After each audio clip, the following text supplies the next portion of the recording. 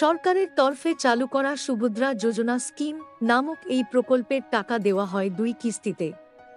এই প্রকল্পের সুবিধা পাবেন নির্দিষ্টভাবে নির্ধারিত ওই বয়সের মহিলারা।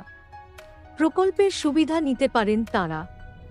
এই প্রকল্পের সুবিধাভোগী মহিলারা নিজ বাসভূমির নিকটবর্তী যে অঙ্গনওয়াড়ি কেন্দ্র, ব্লক অফিস, এমনকি পরিষেবা কেন্দ্র এবং জনসেবা কেন্দ্রে গিয়ে নিজের আবেদন সাবমিট করতে পারবেন।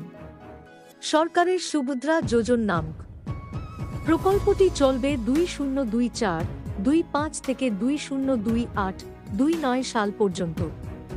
প্রকল্পের অধীনে সুবিধাভোগী মহিলাদের বছরে পাবেন দুবার 5,000 টাকা করে, অর্থাৎ সরকারের কাছ থেকে বছরে মহিলারা পাবেন 1,000 টাকা।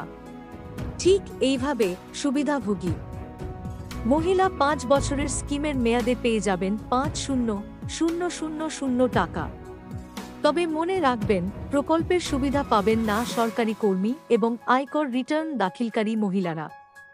সুভদ্রা যোজনার টাকা পাবেন শুধুমাত্র 1 থেকে 6 বছর বয়সী মহিলারা। আবেদনকারী মহিলাকে ওড়িশা রাজ্যের বাসিন্দা হতে হবে। সাধারণত বলা হয়েছে যে প্রতি বছর রাখি পূর্ণিমা এবং আন্তর্জাতিক নারী দিবসে